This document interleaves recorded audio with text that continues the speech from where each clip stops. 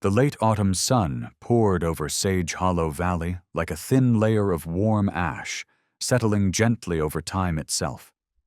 A lone white pine stood at the center of the circular clearing, its shadow long and trembling in the evening breeze.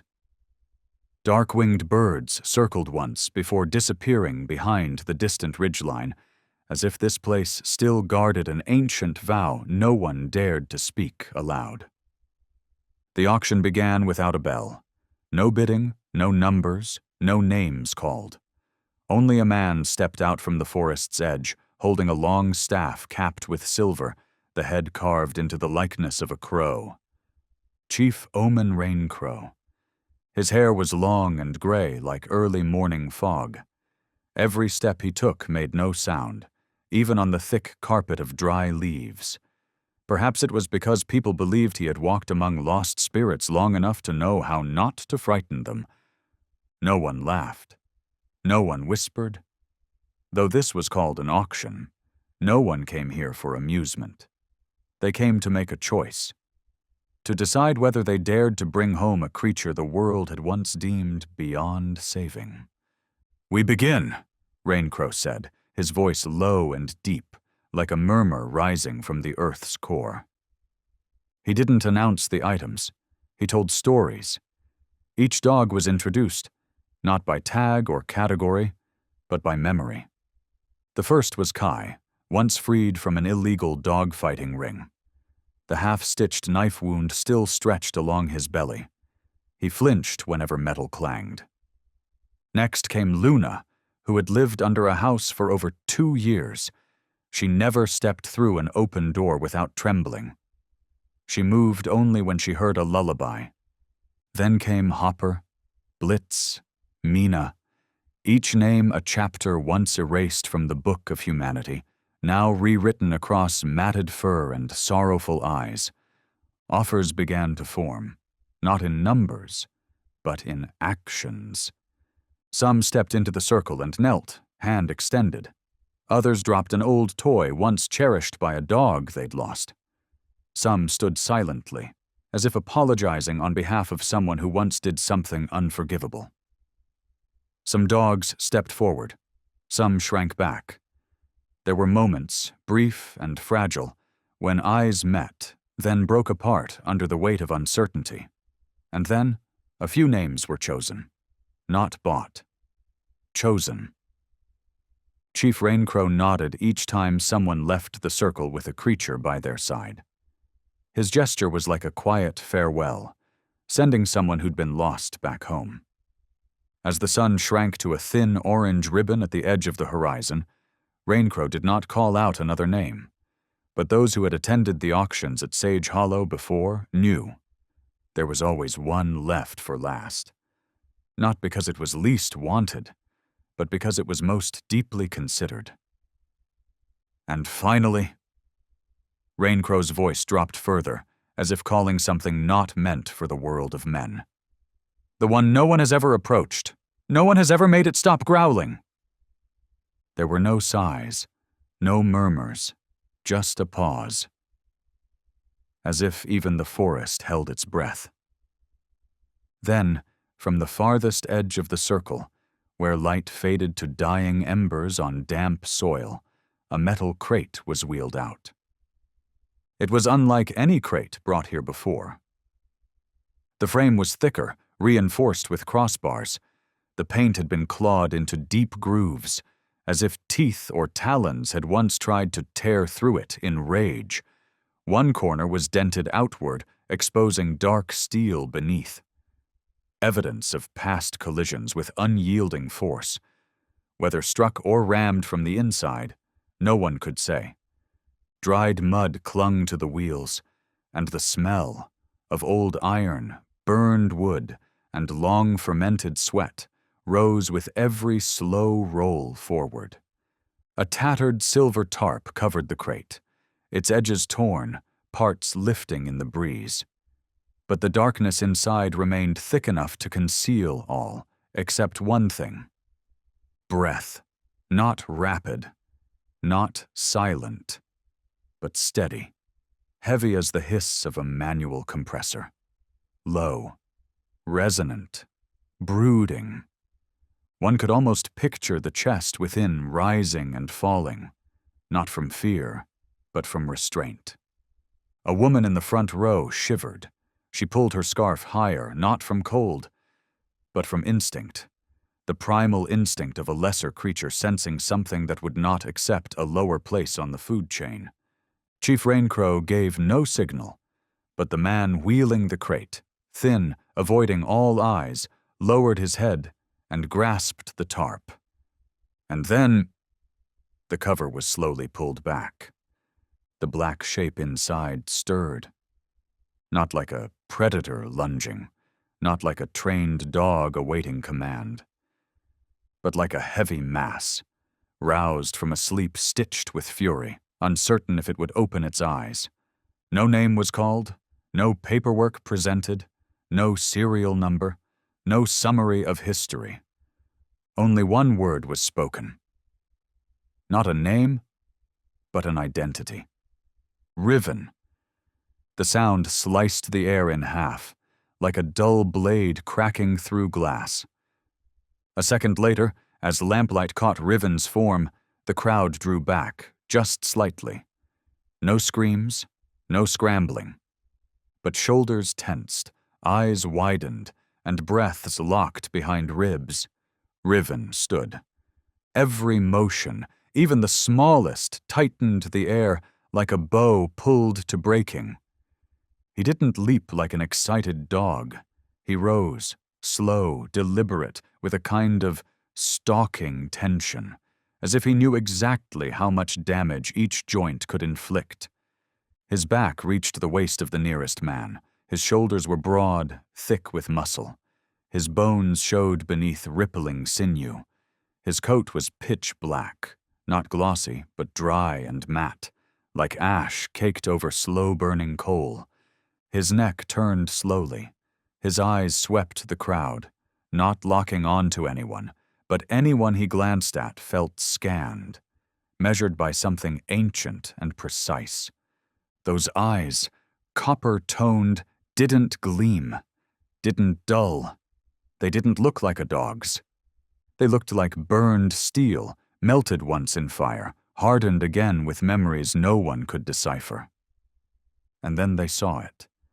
A patch at his neck, where the fur had never grown back, a white, bare stripe, an old scar, a horizontal line, rough-edged, not just scraped skin but a patch where fur would never grow again, as if the flesh had once been torn, or cinched too tightly by a loop of something that stole the blood away. A little boy standing beside his mother clutched her hand and whispered, "Why does it look peeled like that?" The mother gave no reply. The auction fell into a different kind of silence. Not the silence of waiting, but of acknowledgement. Acknowledgement that none of them knew what to do with the creature before them. No one stepped forward. No one knelt.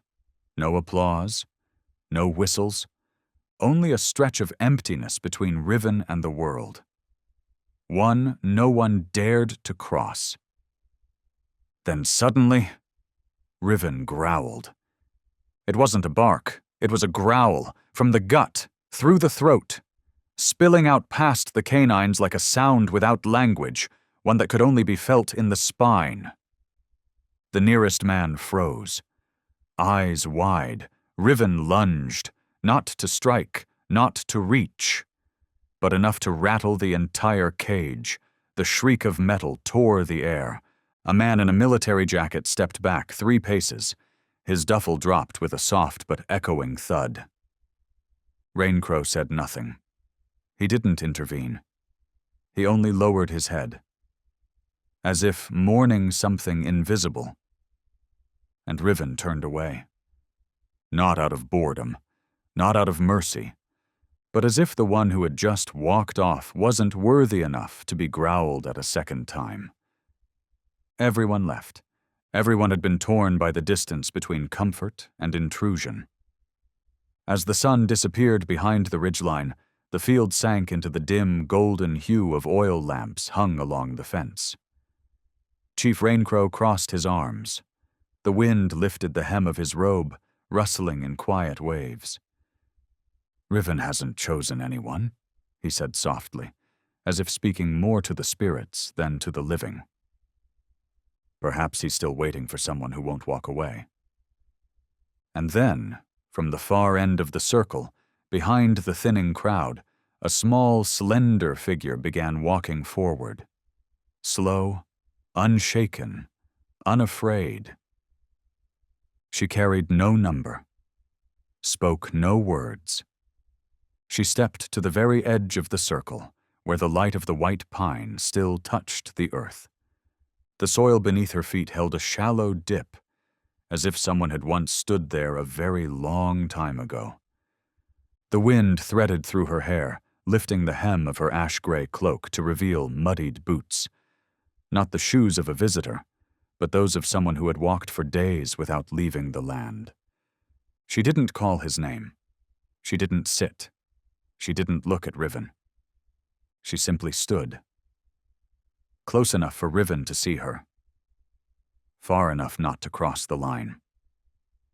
Chief Raincrow glanced her way. No nod, no warning. The wind changed direction. Riven lowered himself, not to growl, but not to retreat either. He simply watched, as if his body, trained for years to react, couldn't decide whether this moment called for rage or restraint. In her hands was an old handkerchief, its brown color faded like earth left under sun. A single stitch embroidered one corner, a swirling spiral, like a coiled wind sewn in pale, frayed thread. She held it gently, not as an offering, but as a memory. No one recognized her. No one knew where she came from. No one from the village greeted her. She shook no hands, made no bows, asked no permission. And yet, no one thought her rude. It was as if she had belonged to this place long before the auction began. Raincrow murmured, barely audible, as if to the wind itself. "Maybe. It's time to tell a story, one that doesn't begin with a growl." Selene stood there. She did nothing to attract Riven's attention. No hand held out, no soothing voice, no crouched posture, no gesture. She did not invite trust. She did not seek it. She simply stood. A middle-aged woman nearby whispered, "What is she doing?" The man beside her replied softly, "Maybe. She's lost." "No," the woman said under her breath. "She's staring right at the circle, but not at the dog." Riven didn't look away. He didn't growl. He didn't lower his head. His body stayed tense, like a bow pulled taut, not yet loosed. But clearly, the small shape before him did not provoke him like the others had. She didn't feel like a threat, or a handler, or anything else. She was just a fixed point amidst a season-shifting wind. Selene remained. She didn't wave, didn't move her arms, didn't call out, didn't toss meat or jingle bells or flash any of the signals handlers used to tame or tempt. She made no effort to draw Riven in, did not bend low, did not soften her voice, did not kneel to imitate safety, did not hold a leash, ready to snap something wild into submission. She did not invite trust. Nothing in her posture begged, nothing hoped to be chosen. She just stood. Her slender form blended into the cold sky of Sage Hollow like a wordless melody. Lamplight from the hilltop caught her tousled brown hair, casting soft shadow across a face that showed no delight, no fear, no swelling triumph. Nothing like those who had tried to conquer Riven before. Her eyes were open, but not wide. Looking into the circle, but not at Riven, as if she were seeing through the layers of air, of threat, of violence, to something that hadn't yet been named. The same middle-aged woman whispered again, "What is she doing?" The man beside her, likely a former trainer, replied hesitantly, "Maybe. She's just lost." The woman scoffed gently. "No." She's staring into the circle, but not at the dog. They both fell silent, as if they'd just spoken something that even they didn't quite understand. Riven didn't look away. His stance didn't shift. That posture, like a fractured stone waiting for one last rainstorm to finally split it apart, was taut, compressed.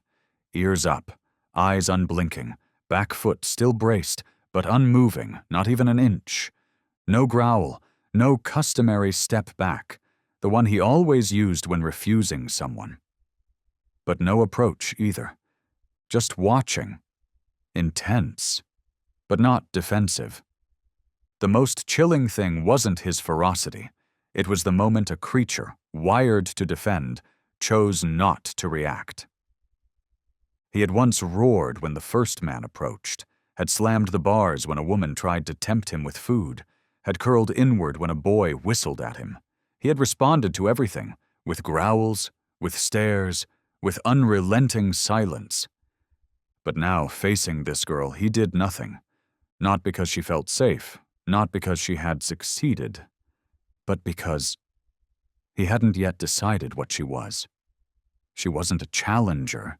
She wasn't a tamer. She wasn't like anyone else. She was just an anchor. A pause that didn't ask the wind to stop. Just existed within it, letting it blow, without resisting, without trying to control. The longer it lasted, the harder it was for the crowd to bear. Not out of fear, but because they couldn't make sense of it. A soft cough. Shuffling feet. A group of young trainees whispering behind her. A man in camo squinted. What does she think she's doing? Another nasal voice, barely suppressing laughter. No auction sign, no leash. What's she gonna use, a handkerchief? The laughter dropped like grains of sand into silence. Not loud, but sharp. Clear. An old woman shook her head. Another dreamer. Chief Raincrow didn't react, didn't glance over, didn't gesture for silence, didn't scold. He just stood there, one hand resting on his cane, the other tucked behind his back, eyes on the horizon. He looked like a man listening to the wind instead of the people. The white pine behind him didn't sway, didn't shiver, just stood. Like him. Not the tallest, not the most majestic, but the first to feel the season changing. The crowd didn't. The wind made them shiver, made them raise their collars, shift their weight. But none stood like him. None stood like the girl. And none stood like the dog inside that cage. Riven stayed as he was, back straight, all 4 feet rooted in the earth, eyes locked on every movement ahead. Some still hadn't given up. The first to step forward was a young man in standard handler uniform. Silver-gray nylon jacket, harness strap across the chest, small pouch on his right hip for rewards, neatly coiled leather leash on the left. He walked out with just enough confidence to steady himself, to impress the crowd, to avoid making Raincrow frown. "Sit down, boy," he said, calm and firm. "Sit." Riven didn't move. The man adjusted his posture, took half a step back, then crouched, placed a food pouch on the ground, opened it with one hand, leash ready in the other. "Smell this. Smoked venison. Premium cut." No response. He tossed the first piece into the cage, precisely 1 handspan from Riven's nose. A snarl cracked out, sudden, sharp, like steel slamming a cathedral bell. The meat never touched the ground. Riven's paw struck it mid-air, sending it tumbling back. The crowd flinched. The man didn't step back, but his face paled.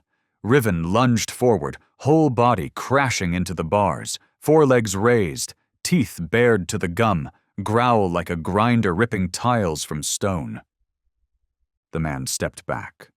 1, 2, 3 paces. Lips pressed tight.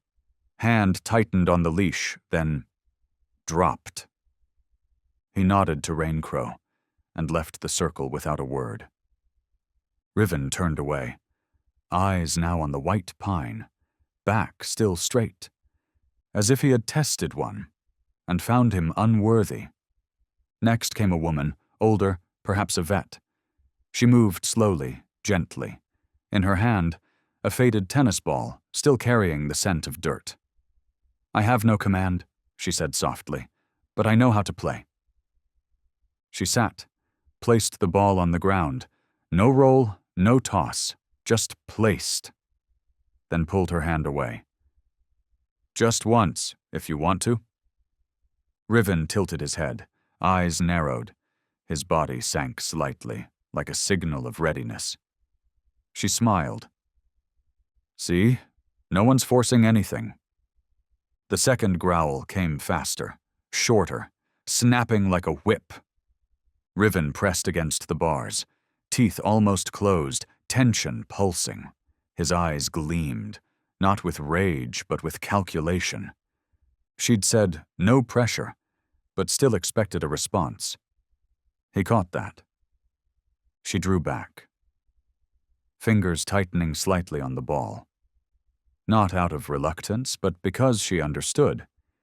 He didn't need someone teaching freedom with strings attached. She nodded and left. Riven looked away. Then came the third. A young man with full-sleeve tattoos, wearing a digital training band, military unit ID on his wrist. "Don't play with me," he said. "I've broken in 3 K9 mission-level handlers."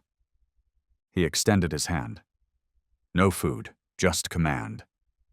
"Lie down, down." Riven didn't growl. He simply stretched upward, neck tense, eyes locked forward, unblinking. No sound.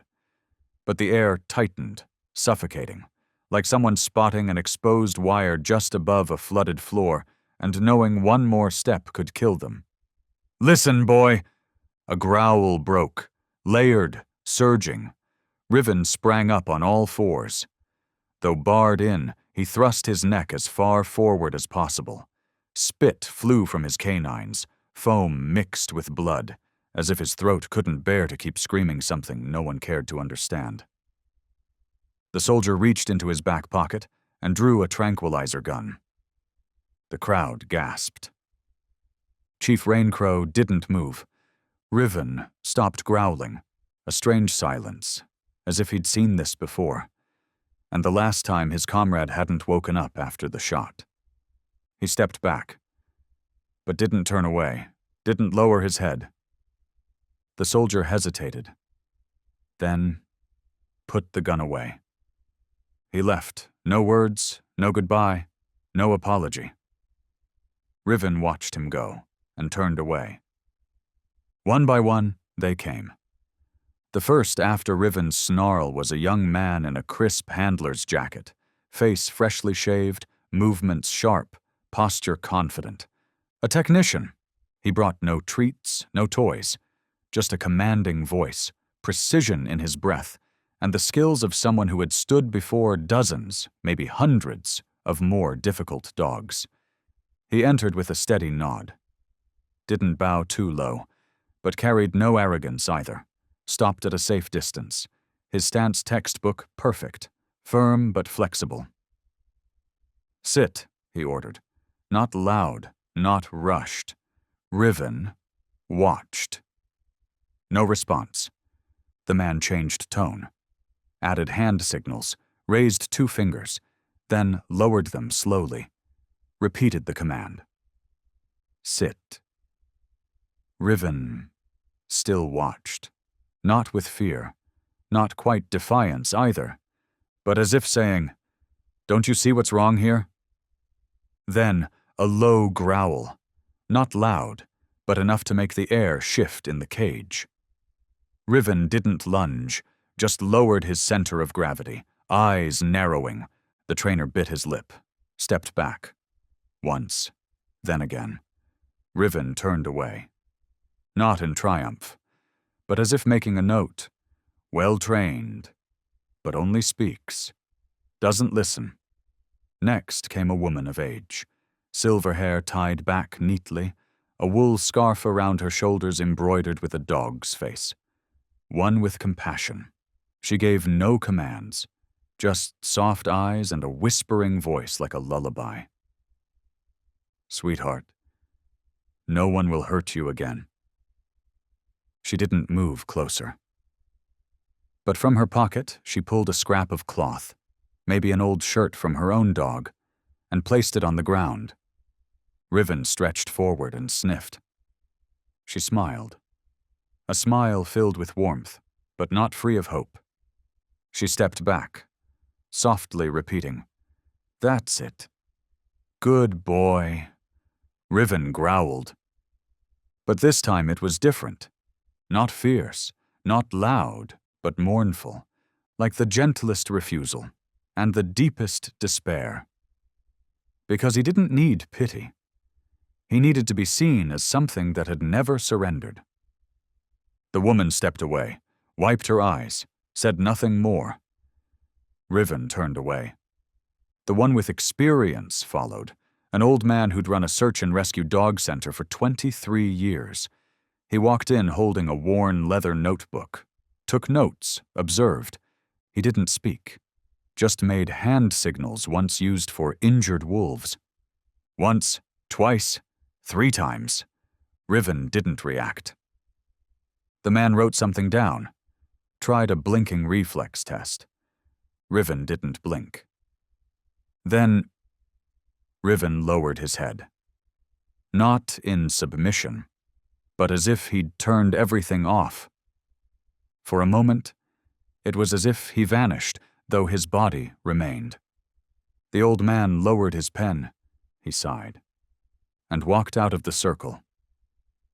Riven turned away. The one with power entered like he owned the whole auction ground.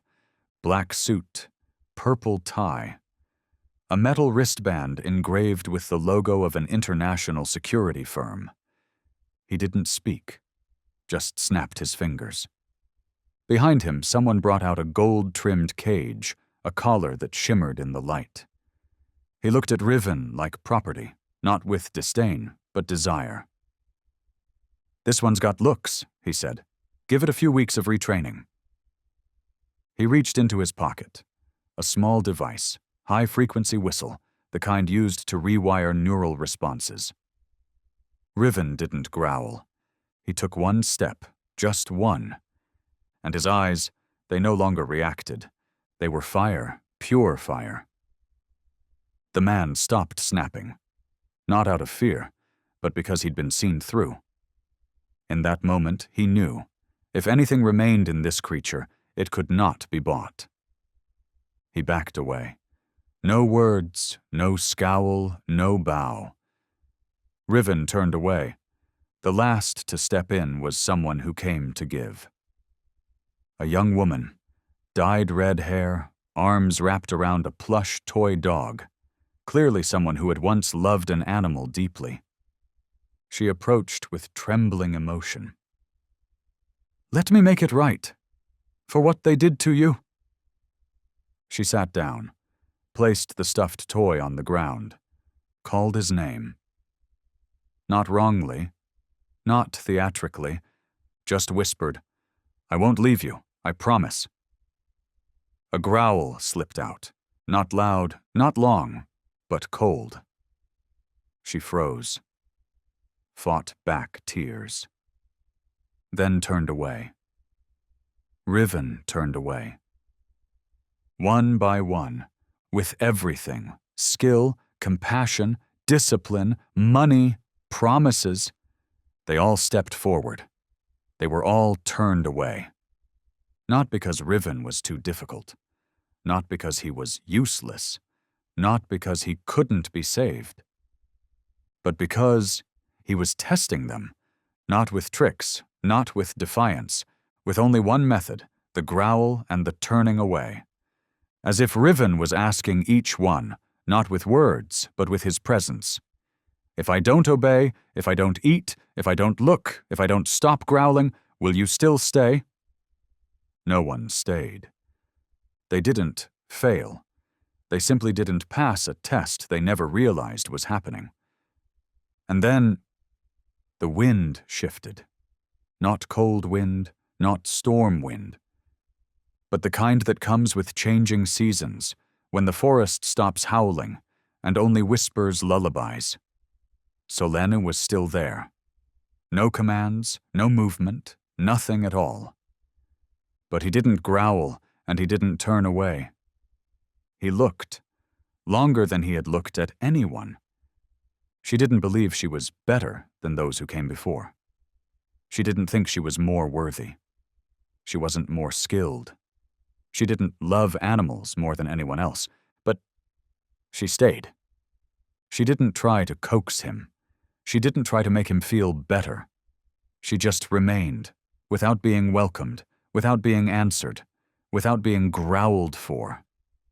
Chief Raincrow turned toward the white pine. He looked up at its highest branch, where it slowly swayed in the wind. Then he whispered, to no one in particular, maybe the real trial isn't to choose who is skilled enough, but to find out who stays, even when they're not invited. And then Solene took a step. Slow, not timid, not assertive. Just one step, then another, like someone walking through shallow water without knowing where the sharp rocks lay. Within that radius, every person who had stepped before had been driven back by the sound of a snarl. Each one had flinched. Each one had been pushed away. She did not stop, but she didn't rush either. She let each footfall ask Riven for permission. She didn't speak, didn't try to persuade with her gaze, didn't blink in the hopeful way meant to soften things. She just remained, little by little, within a space no one had held for more than 5 seconds. Riven raised his head. His ears perked, drawing every bit of air into a stance as sharp as it could be. His body coiled like a spring wound too tight. One wrong look, and it would snap. His neck strained like a string stretched past pitch, tense, choked, ready to tear. But he didn't leap. He held his breath, and then a growl broke free, this time, unlike all the others. It wasn't the deep rumble of fear, not the reflexive snap, not the warning bark for those too fast, too thoughtless. This growl was a strike, a shove made of breath, fierce, sharp, cold, unforgiving. It wasn't just a sound. It was his entire body releasing pressure, as if blood, muscle, fur, and bone vibrated into one primal warning from a creature cornered too many times. It echoed like thunder in a cavern, bounced off stone walls, then roared back into the world.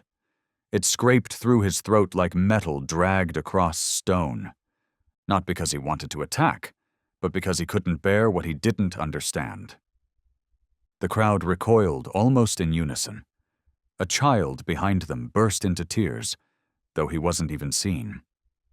A middle-aged man dropped his drink, face blanching. A couple stepped back 3 paces, hands clutched tight, eyes glued to the cage. A woman whispered, "My God, that's not a dog's growl.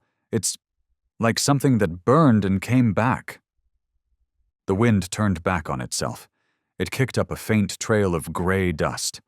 Leaves spiraled at the edge of the circle, oil lamps swung on wires, their lights tilting. And Solene stood still, no closing her eyes, no flinching, no turning away, no hands shielding chest or ears. She stayed. She didn't challenge, didn't soothe, didn't turn to anyone for comfort. She did nothing, only her eyes wide, not from fear, but clarity. What just tried to push me away? What is it? Is it an animal? Is it instinct? Or is it a wound that hasn't yet found a language? Riven growled a second time. No waiting. A growl like a hammer blow, a growl that warned, a growl that screamed, "I told you, stay away!" This one was uneven. It cracked midway, as if his throat had been scorched, as if that roar was the last thing he had left to guard the final patch of ground inside himself. The crowd backed further. A woman screamed, "Get her out! He's going to jump!" Another shouted, "Call the team! Tranquilize him!" A young man, panicked, grabbed Chief Raincrow's sleeve. "If you let him keep growling like that, he'll—" Raincrow did not turn, did not speak. He stood, silent like a spine among trembling shadows. And Solène still stood. She didn't move, didn't speak, didn't cry, didn't reach forward to do anything at all. As if she had just accepted the growl. Not because she was brave, not because she was strong, but because she didn't believe the growl was meant for her. The third time, there was no growl, only silence, but not the silence of peace, not the calm before the storm. This was silence caught in the throat. The silence of a creature who had growled itself hoarse, clawed itself raw, smashed into bars until its body ached. And still no one understood. Riven looked at her. No movement, no bowing, no blinking. Only breathing, each breath deep, heavy, dry as ash. He still didn't believe. Didn't believe that after 3 growls, someone could still be standing there, not flinching, not forcing a smile, not scrambling to fix things, not running, simply still there. A gust of wind slipped through a gap between 2 trees. Riven's fur stirred slightly. The scent of sweat. The scent of earth. The scent of a human. But no scent of fear. The crowd held their breath. No one dared to speak. No one dared to interfere. No one had the courage to wonder what they were even supposed to say in a moment like this. Because everyone understood. They had no place in this growl, only her and him, and something unnamed, shifting ever so slightly between a creature once choked by wire and a girl holding a handkerchief embroidered with wind. Riven didn't step forward, nor did he turn away. He sat, front legs folding, eyes still fixed on her, not in surrender, not in acceptance, but because he couldn't believe. Couldn't believe that after 3 growls, someone was still there, not panicking, not waving hands, not saying, "I understand," not saying, "I won't hurt you," just not leaving. A bird flapped somewhere overhead. A whisper rustled at the edge of the forest, and the arena held its breath. Solène slowly sat down. She didn't inch closer, didn't close the distance. She simply lowered herself, as if to say, "I am not above, I am not below, I am here. If you want, you can see me." In that moment, no one recorded. No one laughed, no one clapped, no one shouted, "Amazing!" But every eye welled with tears, not from victory, but because, for the first time in all the years of Sage Hollow, a creature didn't need to be saved, didn't need to be tamed, only needed someone who wouldn't walk away. Chief Raincrow pulled a black crow feather from inside his coat. He pressed it into the ground, between Solène and Riven. No one understood why. But he whispered, as if speaking to old spirits, "From this day on, this place is marked, the place where a growl, for the first time, didn't mean the end." The sky deepened into bronze. The last light of day withdrew to the distant hills, leaving the arena dimmer, deeper, like an old well whose lid had just been lifted. The wind changed course, no longer sweeping sideways. Now it spiraled, weaving through the cracks between people and shadows. It carried the smell of rotting wood, moss on stone, and something older, the breath of spirits who had once lived here. The crowd began to disperse. No voice declared the auction closed. No one urged others to leave. Because even they didn't know if this was still an auction anymore. Some looked back, eyes holding something that could not be named. Some lowered their heads and walked quickly, as if afraid they had just witnessed something they weren't meant to see. Only the wind slipped through the spaces in their thoughts, chilling their shoulders, though sunlight still lingered. Solène did not leave. She still sat there. Not pressing forward, not falling back, not close enough to touch, not far enough to make Riven strain to watch. She simply was there. As if this exact place, the edge between distance and trust, was the only place that truly existed. Riven remained still, his body unmoving. But his gaze had changed. No longer flames that burned to keep everyone away. No longer jagged stone ready to collapse. Only weariness. A weariness not born of the body, not from hunger, not from fatigue, but from growling for far too long, in a world that never understood his language. Chief Raincrow stepped forward, slowly, as if each step were a small funeral rite for things long lost. He did not get too close. He stood beside a low stone, behind Solène. Then he sat. No rush, as if sitting beside a grave. "Do you see," he spoke, voice low, "the bare patch of fur around his neck?" Solène nodded gently. Her eyes never left Riven. "I saw it, from the beginning." "It's not illness," Raincrow said. "It's not a deformity. It's a mark left by a tightening." The wind shifted his cloak to one side, revealing a faint scar at his neck. Circular, faint, small, but unmistakable to anyone who had ever served in uniform, especially those who knew what kind of training never made it into official documents. "The training camp he was taken to had no name," he said. "We called it Blindstone.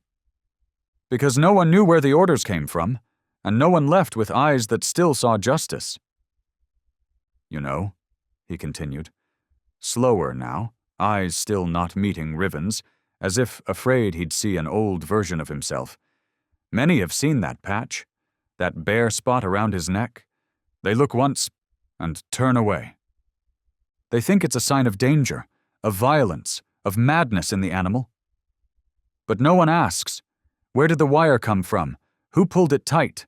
And why hasn't the fur grown back?" Riven still lay there, not growling, not bowing, but his eyes were half closed, like someone who listens but isn't sure they have the right to speak. "That bare spot," Raincrow said, "wasn't caused by a beating. It came from the training, the kind designed for creatures not allowed to say no. That steel wire, it wasn't removed until the animal reacted correctly. Didn't eat? Tighten it more. Didn't lie down? Tighten again. Didn't growl? Tighten even more." The wind swept along the white pine. A few birds flew past the ridge, leaving no sound behind. "Riven was once a war dog," he said.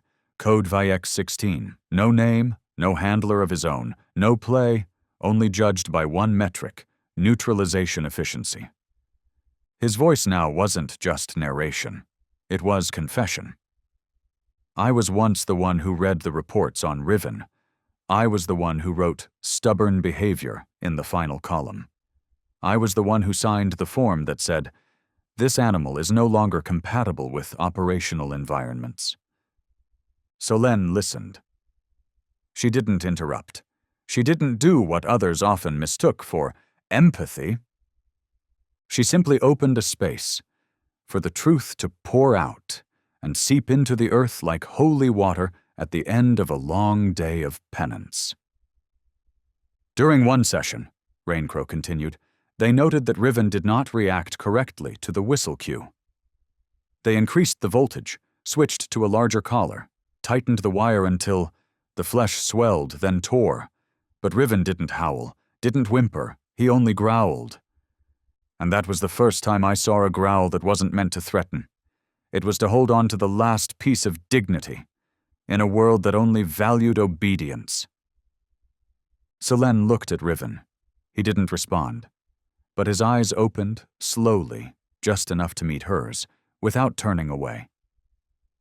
"No one asks why the fur never grew back," Raincrow repeated. "They only fear it. They only avoid it. But the fur didn't stay gone because the skin died. It stayed gone because that spot had once been where life was controlled, and Riven, somehow, refused to let it be erased." A stronger gust swept through, rustling the dry grass. The black crow feather planted earlier leaned toward Selene. She looked at it. Didn't touch. Just gently shifted her body, shielding it from the rising wind. A scar no one dared to touch. A feather no one had thought sacred. But once it was protected not out of purpose but from recognizing what it had endured, it began to mean something else. Selene didn't ask. She only listened. By not interrupting, she allowed the truth to unfold, like melting ice. The operation failed. No reinforcements, left behind. Communication cut. No one came for the first 5 days. Raincrow's voice wasn't low anymore. It had grown thinner, like it was slipping from reality, returning to a memory no one wished to name. Everyone thought the unit had perished, but on the 6th day, a rescue team found... He paused. Riven was still there, sitting beside the body of one of the 3 soldiers. That soldier's name was Mason Kerr. No glowing commendations, not a commander, not a legend, just a young serviceman devoted to the K9 unit from the start. And in Mason's team, Riven was the only one never called Dog. Mason called him the Watcher. That day, on the northern border, there was nothing but rock and wind. Mist hung like funeral cloth, blanketing vision until no one could tell if they were surviving or already ghosts. When gunfire rang out along the mountain slope, the squad split on emergency orders. Mason took a bullet to the abdomen, blood pouring fast enough he knew he wouldn't make it. He didn't cry out, just gripped the leash looped around Riven's neck and signaled, "Do not leave your post." Riven understood, not through words, but through something deeper than sound, something only formed between souls bound not by commands, but by trust. Then Mason unfastened the leash, not to free, not from pain, but to return agency. "From now on, you are no longer held." But Riven didn't leave. For the next 5 days, in bone-deep cold, with wind slashing through the canyons like claws, Riven sat beside Mason. He didn't bark, didn't howl, didn't ask for food, didn't walk away. On the first day, the wind carried salt dust from the frozen lake at the hill's base, stinging his eyes. On the second, snow began to fall, soft as ash, covering his numbed legs. On the third, old wounds reopened. The bare patch on his neck cracked and bled, for there was no one to apply balm, no shelter, no command for rest. On the fourth, the growl wouldn't come, his throat dry as parched soil, and by the fifth, his breath was heavy as lead, but his eyes didn't blink when footsteps approached. The rescue team first thought he was neurologically damaged. A living creature, next to the dead, not moving, not reacting, not afraid, not believing. As they drew near, Riven growled, not to protect the dead, but to guard the only thing still unbroken, loyalty not yet torn apart. They tried food, didn't work. Tried calling his name, didn't work. Finally, someone in the team remembered. Mason had once given his jacket to a local nurse, kept as a keepsake. The jacket was brought back, placed a few steps from the body. Riven leaned forward, sniffed. Then, for the first time in 5 days, He stepped beyond the boundary of loss. Not fully, just shifted. He lay down beside the jacket and stopped growling. The name Riven, in the old tongue, means the one who has been torn. No one knows what the first person who gave him that name was thinking, but after the border campaign, everyone understood. He had been torn, not by bullets, but by silence. Chief Raincrow told it all, voice steady like a prayer. Not to excuse Riven, not to pity him, but so that the one before him would understand. There are wounds no eye can see. They thought he was broken, he said, labeled him behaviorally defective, sent him into isolation, stamped him no longer responsive to training. But I knew, it's not that he couldn't hear, it's that he no longer believed there was anything worth hearing. That collar around his neck, Raincrow breathed out, was the last thing Mason removed when he knew he wouldn't survive. And you know something? His voice dropped beneath the wind. It wasn't removed to ease the weight.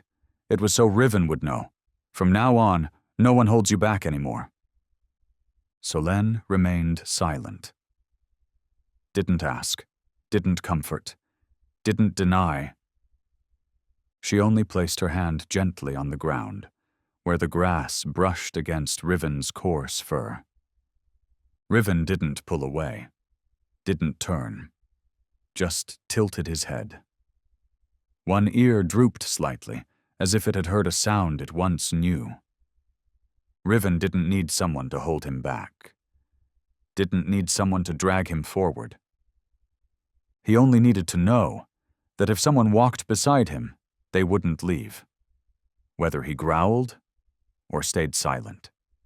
Solène didn't draw a card, didn't place a bid, didn't stand among the applicants for training, adoption, or interaction with promising animals. She simply came. Every day, just as the sun struggled to pierce through the early mist over Sage Hollow, Solène was already there. No one called her name. No one mentioned her in the morning chatter, because she didn't make trouble. And she didn't give any signal that she wanted to be remembered. She simply sat. Each day, a little closer. Not close enough to invade, not far enough to be an irrelevant observer. Just within the range where her breath could reach, without making Riven brace himself all over again. And she breathed. Not deeply, not with deliberate calm, not with any meditative technique. Just breathed, as if her presence was the most natural thing in the world. At first, the people at the camp thought she was building rapport through reverse psychology. Someone whispered, "New trick? How long does a dog last before giving in if you just sit there?" Another chuckled. "She thinks she's the wind? No touch, no command, and the beast will remember her face?" But Solène didn't reply, didn't react, didn't adjust her behavior to meet their opinions. She simply kept sitting. On the third day, a curious child crawled toward where she was seated. Parents gasped. Riven leapt up, growling, eyes blazing.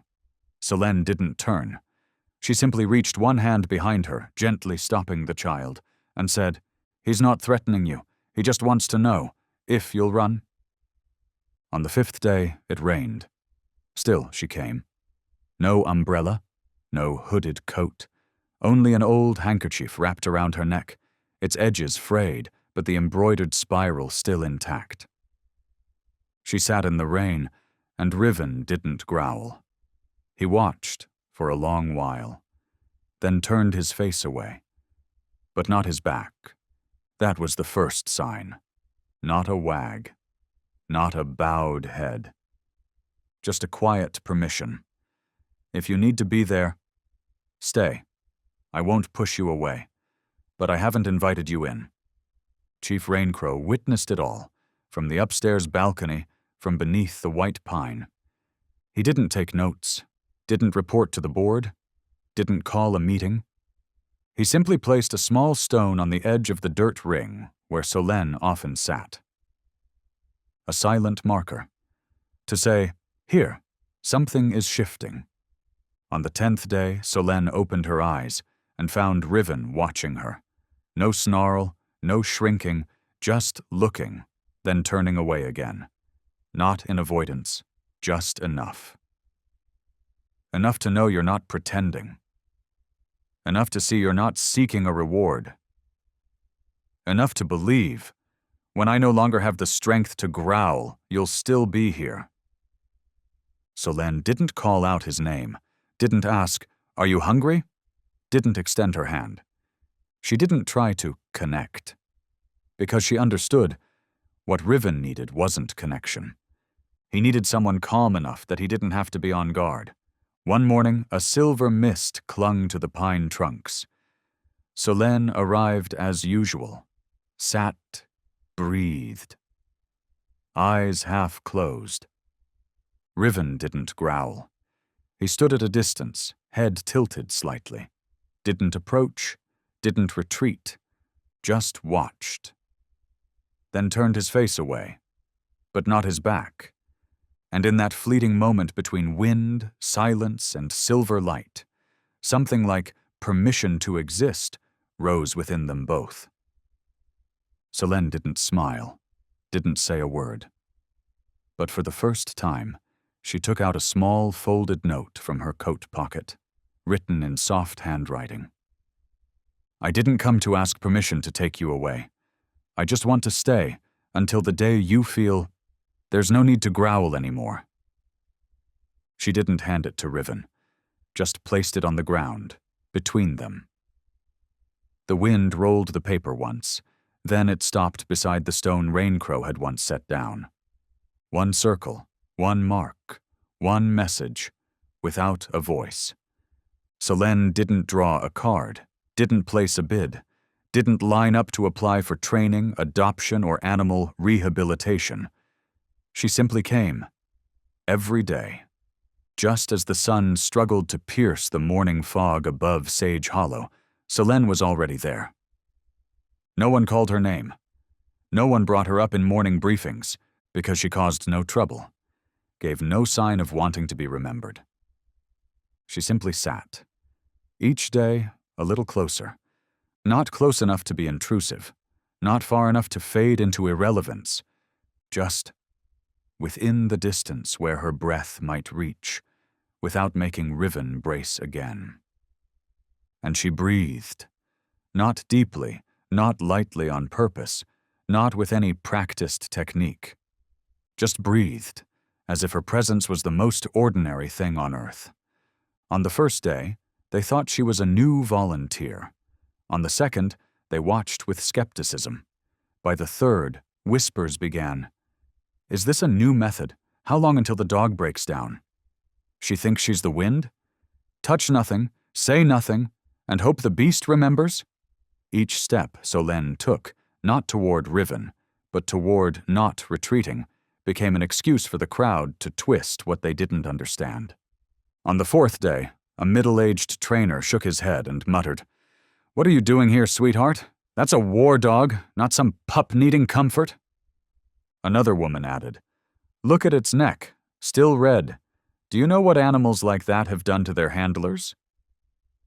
A man with a gold badge on his chest, a sponsor, laughed loudly. "She's got no price sheet, no access request. Thinks she's got healing energy or something." Solène heard. Every word, every breath warped by arrogance, pretending to be concern. But she didn't answer, didn't react, didn't change. She simply continued to sit, as if her language came not from her mouth, but from her willingness to stay. On the fifth day, it rained. She still came. No umbrella, no cloak. Just the same old handkerchief wrapped around her neck, its edges frayed, but the hand-stitched spiral still intact. Riven didn't growl. He looked for a long time, then turned his face away, but not his back. A woman standing near Raincrow whispered, "He didn't growl. For the first time in 6 months.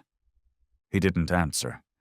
He only reached down, picked up a small, flat stone, and placed it at the edge of the circle where Solène always sat. No one understood. No one asked. But from that day on, people in the camp began to whisper more softly. Still, there were those who hadn't learned silence. On the 7th day, a group of young trainees giggled as Solène appeared. Back again? Is she writing a love diary to a dog or something? If that beast shows a reaction, I'll eat my ID badge. Solène passed them, light as a leaf that doesn't want to stir the dust. She went to her familiar spot. Sat down. Didn't unwrap the scarf. Didn't say a word. And Riven, for the first time, didn't watch her. But he didn't close his eyes either. He just breathed. Longer.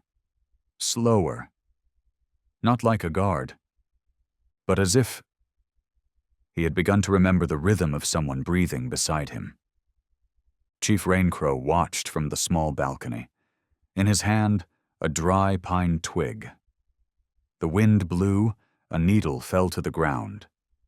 He didn't pick it up, didn't take notes, just quietly watched the stone he had set, where now the shade stretched farther. Here, he whispered, something is changing. And it hadn't come with commands, hadn't come with food, hadn't come with leashes or stroking hands. It came through return, day after day, from someone who had nothing to prove. On the 10th morning, white mist hung thick as silk, spilling from the forest's crest to the edge of the arena. The white pine in the distance faded into a blur, like a tower in an ink painting. The entire space seemed compressed, only wind slipping through cracks in the earth and stone. Solène walked slowly, unhurried, not in a straight line. She walked as if testing each current, letting the wind lead her. When she reached the edge of the familiar circle, where Raincrow's stone still sat untouched, she paused. Didn't sit. Just stood there, hands holding the edge of her coat, eyes closed, chin slightly raised, as if listening for a melody that hadn't begun. Then, footsteps. Not loud, not soft, just clear enough to know it wasn't the wind. Riven.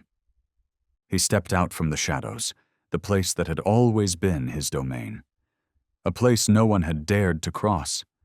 A place from which he had never voluntarily moved. He didn't run, didn't drag his feet, didn't act like he needed anything. He simply shifted, step by step, toward the stone. Solène didn't move. She didn't want to shatter the moment forming. Like a freezing lake, stunning, but fragile enough that a single misstep in breath could break the whole surface. Riven stopped. 3 steps from the stone. He sniffed, not close to the ground, just a subtle tilt of his nose, a small head turn, a quiet exhale. Then he sat. Not because of a command, not because of a reward, just because he wanted to. For the first time, Solène saw Riven's shoulders not pulled taut like a drawn bow, not braced to fight, and not collapsed in surrender. Just at rest, a creature in a space where it wasn't being hunted. She slowly sat down. 2 breaths from the stone. Didn't look directly at Riven. Just breathed, like every morning before. Riven glanced at her. Not for long, not too brief. Just long enough for something unspoken to settle in. Then turned his face, but not his back. And in that stillness, as flat and silent as water, where no one spoke, where even the wind seemed to pause, Solène drew a folded slip of paper from her pocket. Written by hand, in soft strokes, she held it in her palm, reading silently before folding it again. I didn't come to ask to take you away. I only want to stay, until the day you feel there's no need to growl anymore. She didn't hand it to Riven, didn't call, didn't coax, just placed it on the ground, between them. A message without a voice. The wind stirred. The note rolled once, as if brushing every breath rooted around the stone. Then came to rest, right beside the spot where Riven had set his paw. He didn't react right away. Just looked at it, as if it weren't paper, but a different kind of language. No sound, no command, no dominance, only presence. Someone nearby whispered. She made him come out, no leash. Another shook their head. He didn't come out. He made space. Chief Raincrow stood beneath the white pine's shade. In his hand, an old earth-toned scarf, worn at the edges. No one knew where he got it. But when he draped it over his shoulders, no one asked. Because he was looking at the two seated figures, one human, one canine, not confronting, but not retreating, not tethered, but not letting go. And he whispered, to no one in particular. One circle, one mark, one message without a voice. A few in the crowd remained, some out of curiosity, some from duty, some simply unsure when to leave, and some not really knowing why they stayed, only that something held them still. All were silent, no bidding, no gavel, no board listing adopted or pending evaluation. Only eyes drawn to the small stone, where two souls sat side by side, not a person and a dog, but two beings sharing silence as if it were a contract. Chief Raincrow stepped forward. He didn't move between them, didn't interrupt the thread just beginning to weave. He walked around, as slowly as if the ground itself had once been cursed, and he had to ask permission for each step. He stopped at Solenne's side. Morning light slanted through the pine branches, casting a thin silver sheen across her hair. She didn't turn her head, just gave a slight nod, as if she had heard him arrive before his footsteps touched the ground.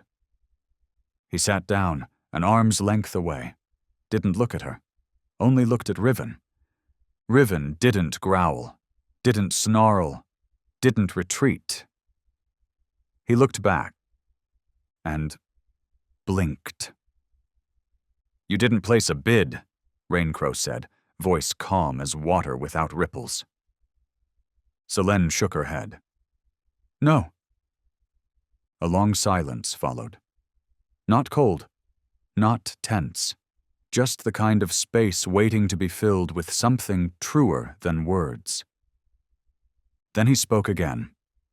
This time, voice soft, like he was speaking to a little girl he'd once known, long ago, in some far-off place. If you're not buying him, what do you call him? The question landed like a leaf touching a lake. No splash, but everything shifted. Solenne turned her head. For the first time, she looked directly at Chief Raincrow. Her eyes didn't brighten, didn't darken. They only deepened, as if every word she was about to say had been steeped a long time, like tea in an old clay pot that never needs to boil twice. And she answered, without hesitation. Riven. Raincrow tilted his head slightly, not to challenge, not to agree. Just to ask, gently, like wind brushing a shoulder. Why keep the old name? You know most people, when they take in a new animal, change the name to start over. Solenne smiled, but not the kind of smile meant for others, the kind meant for a memory that had finally healed. Because I didn't come to start over, she said. I came to continue, from where everyone else left off. The wind shifted. The scarf on Raincrow's shoulder fluttered, then slipped to the ground. He didn't pick it up, just nodded. Once. Solène looked down at the small stone. The name Riven wasn't carved there, but it was there, as if it had always been, just waiting for someone quiet enough to see it. Riven, because he was torn, she said. Torn away from identity, from trust, from reason to live. But I don't need him whole. I only need him alive. Raincrow took a breath, deeper than usual. Didn't exhale right away. Held it in his chest, as if waiting for the wind to return from some forgotten place in his memory. Riven, he echoed. Not to possess, not to command, but to continue living. He stood, didn't use his cane, didn't strain, just rose, like an old tree that knows when to leave its roots behind. Chief Raincrow walked toward the center of the ring, where, years ago, a wooden auction platform had stood. The platform was gone now, but the ground still bore its shape, a sunken patch of earth like a scar no one dared step on. He stopped right there, didn't step forward another inch. He didn't raise a gavel, didn't raise his voice, just spoke one sentence, loud enough to quiet all the wind in the valley. The auction is over, and he has chosen. Silence. No applause, no one asked. How do you know he chose? He didn't sign anything. Does he even understand? Because everyone saw, Riven had chosen, not with a bowed head, not with a lick on the hand, but by not turning away. A child tugged on her mother's hand, looked up, and whispered, "He's sitting next to her, Mom." The mother gave a small nod, as if she too was relearning how to see a creature, not by commands, but by eyes. Solène turned to him. Didn't smile, didn't beam. She simply said, softly, as if repeating what he had always known. "From now on, you are Riven. Not because someone named you, but because you didn't let yourself be erased." Chief Raincrow pulled from his pocket a small wooden sign, painted white, its edges chipped. On it, only 2 words, hand-carved. Riven, chosen. He fixed the sign to the pine post where once hung the names of dogs marked as unadopted. Just beneath it had long rested a large, weathered plank, stained by years of mud. Not yet claimed. He removed it, without a hammer, without help, with his own hands, slowly, as if lifting a curse. Then he walked to a small clay furnace near the base of the tree, once used to burn the files of unrecoverable cases. They called it the Forget-Me Furnace, but today it would remember. Raincrow placed the old board into the flames, lit the fire. Not big, not fierce, just enough to burn slow, so everyone could clearly see. The label "Not Yet Claimed" no longer existed. Then he turned back, stood in the center of the ring, and for the first time that day he began to ask, not to hear answers, but so everyone might hear themselves. Did anyone ever ask why that animal growled? No reply. Did anyone ever ask why he turned his face, but didn't bite? Still silent. Did anyone ever wonder if he remembered anyone at all? A young man bowed his head, for reasons unknown. Did anyone, upon seeing the scar around his neck, ever place a hand on their own heart and ask, if I were held for too long, would I even know how to live free again? No one moved, only the wind, brushing gently through the branches. Chief turned toward Solène. His voice was slow but not sorrowful. And in the end, did anyone dare look into those eyes, not hoping for affection, not hoping for a wag, not hoping for some positive sign, but simply to stay because he deserves to live? An older woman began to cry, not from pity, but because she remembered herself, the part of her that once just wanted to be seen, without having to offer anything back. Raincrow looked around. His gaze didn't linger on anyone too long. But each person he met eyes with felt as if they'd been illuminated or quietly questioned by something ancient. "I used to think auctions were for choosing," he concluded, "but it turns out they're for waiting, for a soul patient enough to ask for nothing, to impose nothing, to need no proof." From then on, no one asked, "How's she going to take him home? No leash." Because Riven had already gone, not with a lead, not with an order, but with a place to sit, and someone who wouldn't walk away. Solen's house sat near the edge of the eastern woods, a small oak loft with a low roof and weathered brown shingles, no fences around it, no alarm bell, no nameplate, no floodlights, only a window that stayed slightly open, and a wooden porch overlooking a slope of soft grass where moonlight could reach without being blocked by anything man-made.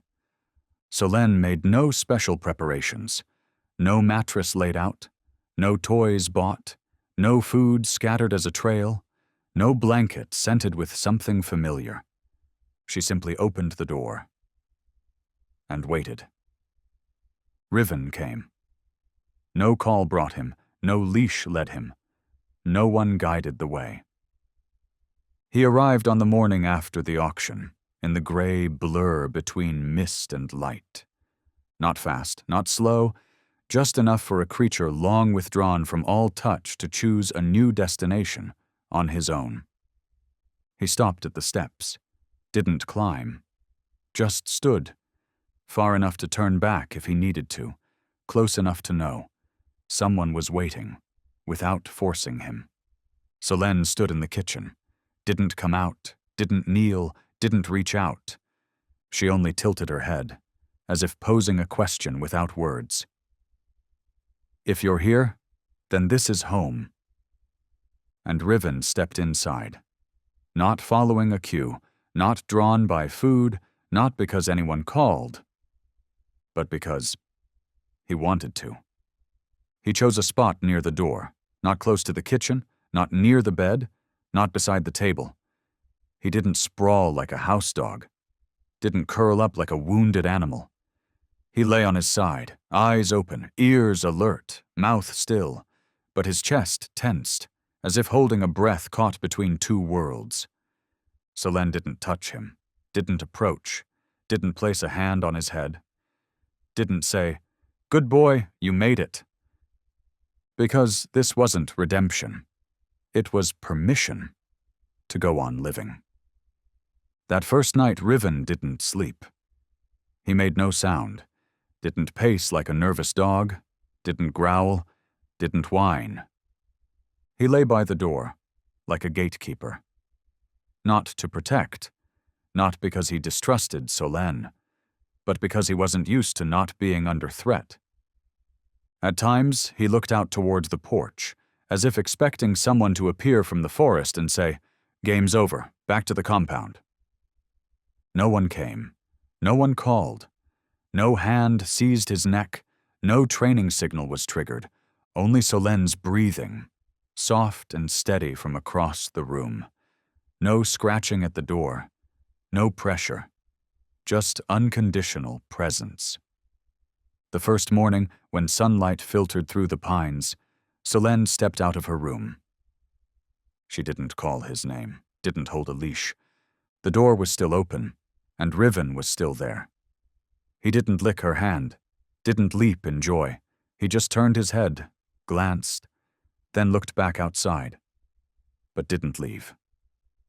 The next day, a friend of Solen's visited, an older woman, with a faint scent of perfume. Riven didn't move, but he didn't eat, either, even though the food bowl had been placed nearby. Only after the visitor left and the quiet returned did he eat. Swiftly, but not anxiously. Silently, but without panic. He still carried his old reflexes. At the sound of a speeding car, his body tensed. When someone stood behind him too long, his ears flicked. When darkness filled a corner of the room, he faced it, to guard, not to sleep. Solen didn't correct him, didn't try to change him. didn't say, "It's okay." She simply lived alongside him, as if all those reactions were allowed to exist. One day, when Solène accidentally closed the door a little too hard, Riven, startled, didn't growl, just sprang to his feet, then lay right in front of the door, as if once more he needed to be sure he had the right to hold that exit. He didn't move all night, eyes open, ears upright, back tense. The next morning when Solène opened the door, he was still there, not as someone left behind, but as someone who chose to stay with every sunrise. Solène left the light on, soft, amber, didn't walk toward the door, didn't study him, didn't crouch or speak like a ritual. She only placed a bowl of water nearby and returned inside. No call, no waiting, no check to see if he drank, as if the act didn't need to be witnessed to be real. The next morning, light streamed through the thin curtain. Not harsh, just a pale layer of morning breath. Solène stepped into the kitchen. The door still closed. The water bowl was half empty. Not spilled, not tipped. Just less, exactly as a careful creature might have used it in silence, and Riven was still there. No leash, no chart, no one keeping him in, no gate closed behind him. Only a choice, repeated every morning, to stay. First week, Riven didn't eat if strangers were in the house. Even with Solène, if she moved suddenly or turned her back just right, only then would he dip down, eat quickly, silently, then raise his head again like nothing had happened. Once, an old radio suddenly chimed. Riven snapped to attention, didn't bark, didn't panic, just stared at the sound, as if waiting for a command. But the command never came. Just a weather report. Solène didn't turn it off. She let it play. And next time, Riven didn't rise.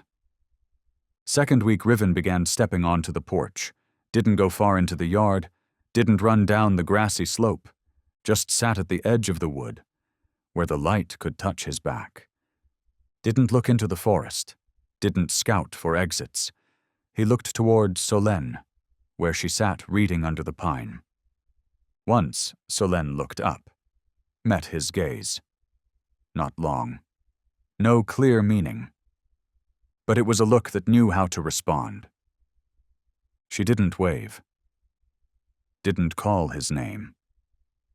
Just bowed her head and resumed reading, as if to say, "I see you, and I ask nothing of that." Third week. One rainy morning, Solène overslept. Didn't open the door at the usual time. She didn't turn around, just nodded slightly, as if she'd sensed his presence before his footsteps sounded. He sat down, an arm's length away, not looking at her, only at Riven. Riven didn't growl, didn't hiss, nor did he retreat. He looked back and blinked. "You didn't place a bid," Raincrow said, his voice as calm as undisturbed water. Solène shook her head. "No." A prolonged silence followed, not cold, not tense, just an emptiness waiting to be filled with something more genuine than words. Then he continued. This time, his voice gentle, as if speaking to a familiar little girl from a distant past. "If you didn't buy him, what do you call him?" The question fell like a leaf touching the surface of a lake, not causing ripples, but changing everything's direction. Solène turned her head. For the first time, she looked directly at Chief Raincrow.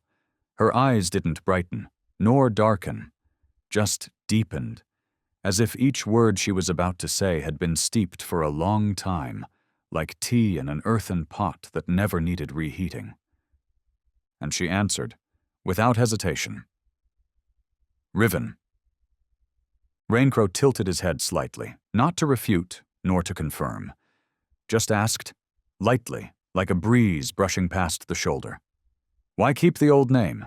You know, many people when adopting a new animal often change its name to start anew. Solène smiled, but not the kind of smile meant for others. Rather, a smile reserved for a memory that has healed. Because I didn't come to start over, she said.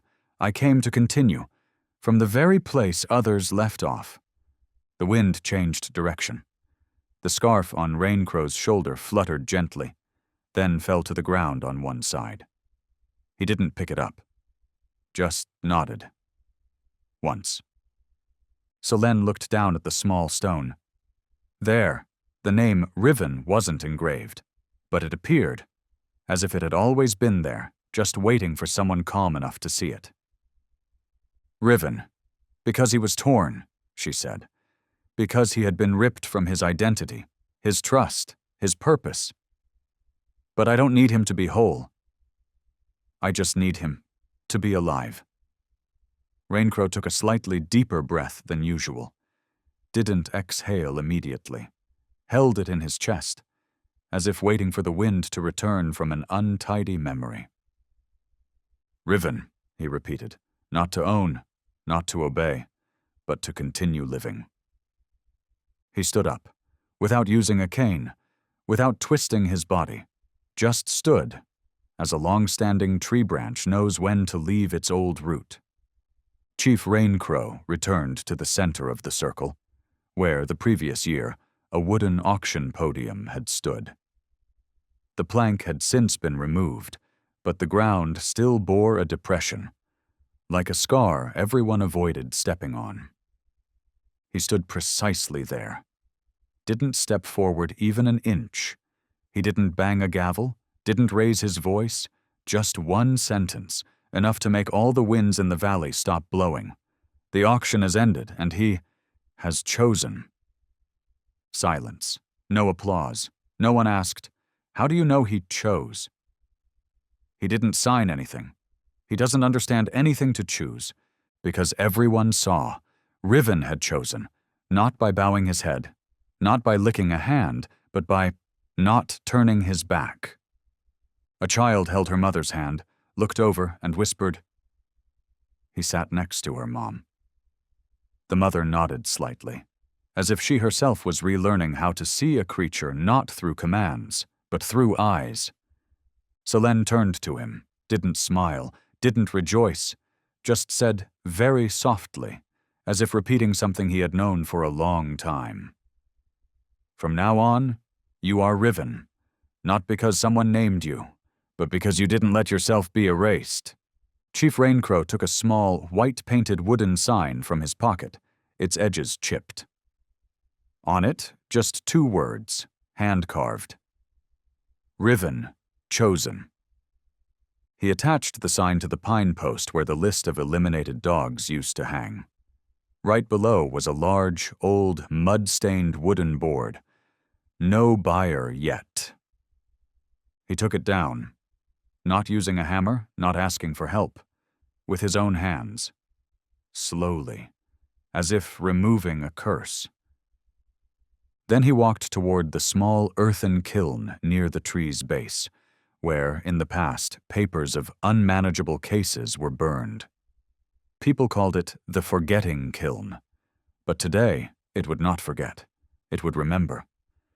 The chief placed the old sign into the kiln, lit a fire, not large, not blazing, just enough to burn slowly, so everyone could clearly see. The label "No buyer yet" no longer existed. Then he turned back, stood in the middle of the circle, and for the first time that day, he began to ask. Not to hear answers, but for everyone to hear themselves. Has anyone ever asked why that animal growled? No one answered. Has anyone ever asked why it turned its face away instead of jumping to bite? Still silence. Has anyone ever asked whether it remembers anyone? A young man bowed his head, unclear for what reason. Has anyone, when seeing the scar around its neck, ever placed a hand on their heart and asked, If I were held back too long, would I still know how to live freely? No one moved, only the wind, blowing very gently through the treetops. The chief turned to Solène, his voice slow but not sad. And finally, has anyone dared to look into those eyes, without hoping to be loved, without hoping for a wagging tail, without hoping for any positive sign, just to stay, because it deserves to live? An elderly woman shed tears, not out of pity, but because she remembered herself, when she once only hoped someone would see her without demanding anything. The chief looked around. His gaze didn't linger on anyone for too long. But each person, upon meeting it, felt as if they had just been illuminated, or just been silently questioned by something ancient. I used to believe the auction was for choosing, he concluded, but it turns out it was to wait, for a soul patient enough, not to demand, not to impose, not to claim as an achievement. From now on, no one would ask, how does she plan to take it away? Because Riven had left, without a leash, without a command, just a place to sit and someone who wouldn't leave. One early April morning, Solène hung a small sign on the wooden gate, where previously there had been no fence, no boundary, hand-painted, soft lettering, not using printed fonts, not formally framed. Just 2 lines. A place where pain doesn't need explaining. And below, in smaller letters, no therapy, no training, just being together. No line had an exclamation mark, no attempt to be persuasive. She didn't send out newsletters, didn't advertise, didn't erect medical signs, didn't register for online consultations. But people came. A middle-aged woman, with salt and pepper hair, tired eyes, carrying a torn wool scarf. A thin young man, always pulling his sleeves down, eyes looking out the window as if waiting for a signal to flee. A small boy, tiny, walking close to his mother but never looking up, only staring at the worn edges of her shoes. They didn't come to be healed. They didn't use that word, nor did they expect anyone to use it for them. They just came because there was no other place to sit, without being asked why. Solène didn't ask, didn't fill out information forms, didn't start with, "How are you feeling today?" She just poured tea. Hot tea, unsweetened, ceramic cups, not matching, sat together or not, depending on what each person wanted. She suggested a few seats on the porch, or by the window where the sun didn't shine directly. And Riven did nothing. He didn't approach anyone new, didn't nuzzle, didn't lick hands, didn't sit in the right spot to create a sense of safety. He just chose to sit next to the person trembling the most. An elderly man, once a firefighter, sat curled in a corner of the yard, hands clasped tightly, eyes fixed on the calluses that once held a hose amidst flames. His shoulders trembled slightly. Not crying, not speaking, just trembling, like a guitar string stretched too long without release. Riven approached, didn't look at him, didn't touch, just lay down about 1/2 meter away, turned his back, not defensive, not approaching, just lay there, as if saying, "You can turn your back and you won't be hurt."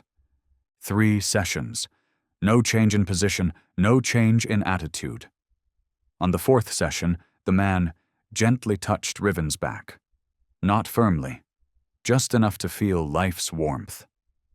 Riven didn't turn his head, didn't react, just breathed, slowly, steadily, like a lullaby without music. And that very breath made a man who had lost his entire team in a fire begin to believe. One can live without needing permission. No need to be good. A volunteer once dropped by, carrying a thick notebook. She spoke to Solène, not unkindly, but with a tone of purpose. "Can I help with training? Run some reflex tests? Assess PTSD sensitivity levels?" Solène smiled, not sarcastically, gently but firmly. That's not necessary. We don't measure progress here. We don't count steps. We just remember who stays. The young woman said nothing, didn't argue. She simply closed her notebook and sat beside a man without a name. Together they watched Riven, lying in the corner of the yard, his head resting on a flat stone. Not performing, but present.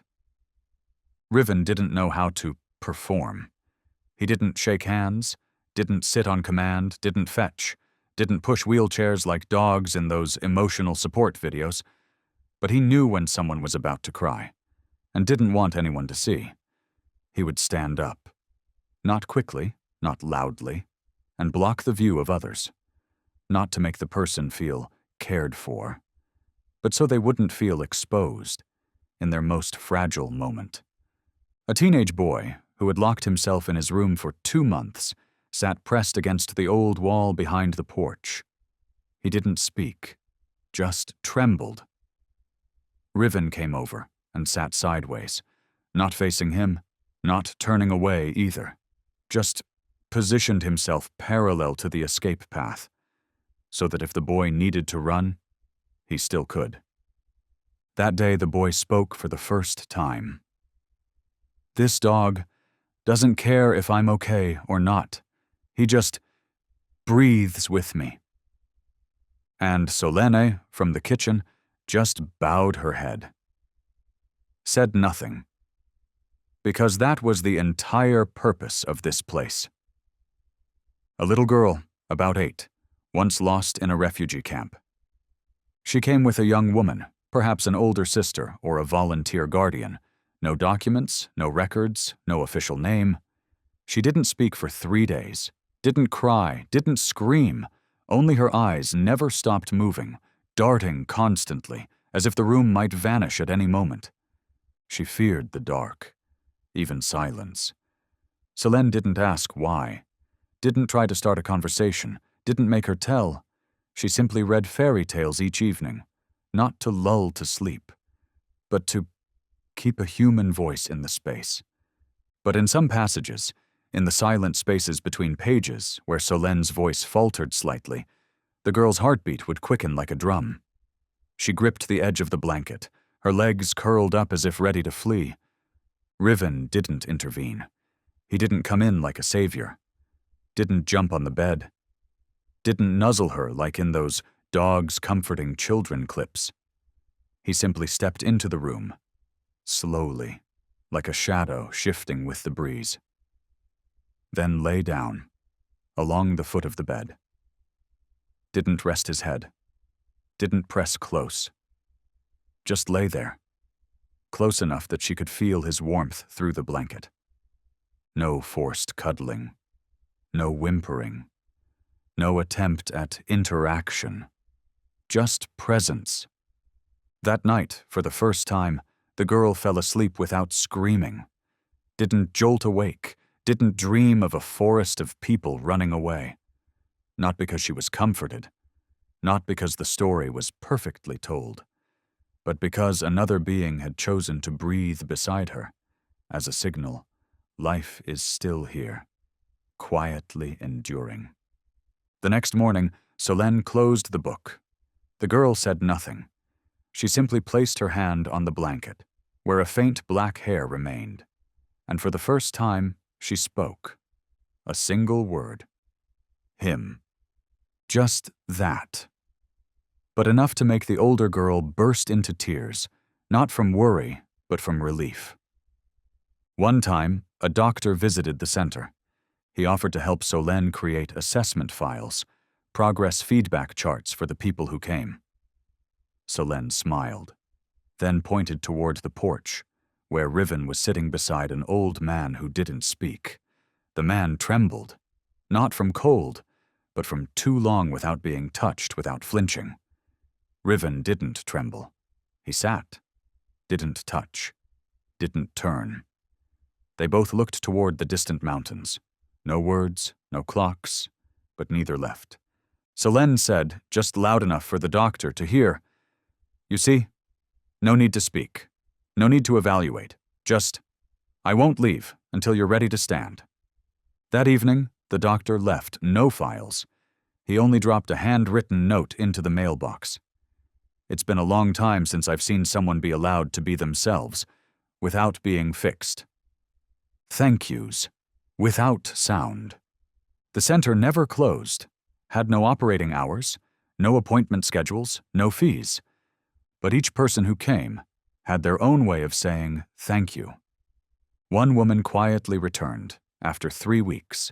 She didn't greet anyone, just climbed the roof and replaced a few loose tiles. A young man who once cried behind the porch because he couldn't find the right way to apologize to anyone came back with a box of homemade ginger cookies. No card. Just a note in the kitchen. You don't need to keep these. I just wanted to leave a little warmth. A young girl with dyed green hair and a shirt stained with paint painted a small spiral onto the old bricks near the well. Not too bold, not large, but identical to the symbol on Solenne's favorite scarf, a swirling line like the wind. No one called Riven a therapy dog. No one gave him an emotional support tag, because no one needed to name something if its presence was already clear enough. No one called Riven a therapy dog. No one hung an emotional support badge on him, because no one needed to name something when its presence already spoke for itself. Years later, during a dry, crisp autumn when the leaves fell earlier than usual, another auction was held at Sage Hollow. It wasn't grand, it wasn't loud, just a few wooden benches rearranged, a couple of white tents pitched, and the old auction podium dusted clean. Chief Raincrow was no longer there, but his name still echoed, passed down like a valley folktale between generations. Children tugged at Solenne's sleeve. They were used to her silvering hair, her worn scarf, and that quiet gaze that never raised its voice. Auntie Solenne, was it true that Riven didn't turn away when you came close? Why didn't he growl at you? Solenne didn't answer right away. She looked into the distance, toward a dip in the grass where the last light of the day slanted across the trunks of white pines. A place where a large, black-furred dog with eyes like burning steel had once growled 3 times, and no one dared stay after the third, except one person. Solenne. She sat down, arms wrapped around her knees. She didn't tell it like someone who had won. She spoke like someone still sitting there, beside a soul that had never truly known peace. That day, I didn't come to take him home. I didn't come to rename him or prove anything at all. I just stood still, because I had nowhere else to go, and he looked at me, then growled. The children's eyes widened. You weren't scared? Solenne shook her head. A slow shake, not to deny fear, but to affirm that some fears matter less than the fear of being the next to walk away. I was scared, she said. But I was more afraid that once again someone would growl, and no one would stay. Now the wooden house by the forest's edge still stands, not big, not small, virtually unchanged over the years. Still no fence, still no nameplate. Just a circle of stones where people once sat. You could sit alone, you could sit together. No one asked why you came, no one asked when you'd leave. Beside that ring of stones is a low wooden bench, just the right height to rest an arm, and just enough for a dog to rest his head, without needing a cue. Riven, once the name scratched off every rescue list, once the name no one dared say aloud nearby, now walks slower. The fur around his neck has turned silver, but his eyes are the same as they were in the beginning, deep and not easily judged. He still sleeps by the door, but no longer to guard. Just out of habit, like how the night wind still brushes past old tiles, reminding that this place once knew pain. Solenne is no longer young, but her back remains straight, her eyes bright, and her voice, though lower, never wavers when she speaks of choosing to stay. A young woman, new to the center, asked curiously, "Why didn't you train Riven to shake hands, lie down, sit, like other therapy dogs?" Solène was cleaning an old sign, but paused. She ran her hand over a faded carving on the wood, where the letters from years ago still lingered. "Because he didn't come to make anyone feel better. He came to show them. Even if you growl, even if you tremble, even if you can't name your pain, there is still a being who will not turn away." The girl fell silent, then turned to look at Riven, lying beside an old man with memory loss who kept asking, "Where am I? Who am I?" And Riven didn't answer. He just laid his head gently on the man's knee, as if to say, "Even if you forget who you are, I still remember that you are human." That autumn, a new auction returned to Sage Hollow. Chief Raincrow was no longer there, but the old wooden podium stood again. The white pine, now taller, roots sunk deeper, still stood where it always had, as if no season had ever dared move it. The dog was brought out. A few people came to try. There was no growling, no particular reaction, but no spark either. The children followed Solène. They had grown up with the story of the dog who growled 3 times, and the one person who didn't walk away. They asked, "Did he not turn his back because you were good at it?" Solène smiled, not the smile of someone receiving praise, but the smile of someone who once learned something that can't be taught. "No, he didn't turn away, because that day I was the only one who didn't leave after the growl." The wind passed by. The scarf around Solène's neck fluttered lightly. The hand-stitched spiral on the fabric, now faint, still caught the afternoon light clearly. No one ever saw Solène cry, but the children knew. There were times she stood beside the stone bench, looking toward the forest's edge, as if waiting for someone to step out once more. On the wooden podium, where the sign once read, "No one has adopted," now stood a new wooden plaque. No names, no prices, just one line. "Not everyone who growls wants to attack. Some souls are only asking, will anyone stay this time?" That was the question Riven once asked, not with words, but with his eyes, with the way he stood still, with how he didn't lower his head, but also didn't turn away. And that day, in the golden light pouring through the pine forest, a child stepped up onto the podium. No number card in hand, no new clothes, just a scarf in hand, stitched with a spiral, clumsily but carefully. Solène looked at the child, then at Riven, now sleeping beneath the pine, eyes closed, mouth slightly open, as if still dreaming. She said nothing, just nodded. A single nod, like the one Chief Raincrow had once given her, like the nod she had once given to a soul who did not turn away, even when everyone else had. There are beings who don't need words, don't need training, don't need to prove value.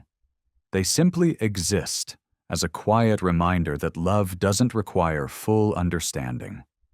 We live in a world that grows faster each day, where cries are often labeled as inconvenient, where silence is mistaken for coldness, where creatures who've been hurt are quickly deemed difficult, unsuitable, or worse, unworthy.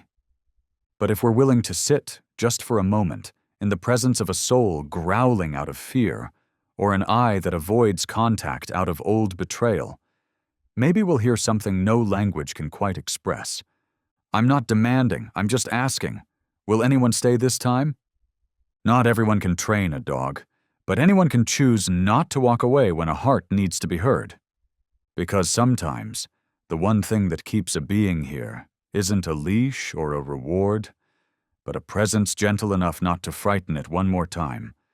And if someone once stayed with you when you growled, Try doing the same for another creature. You might not just save an animal. You might mend a broken circle within yourself.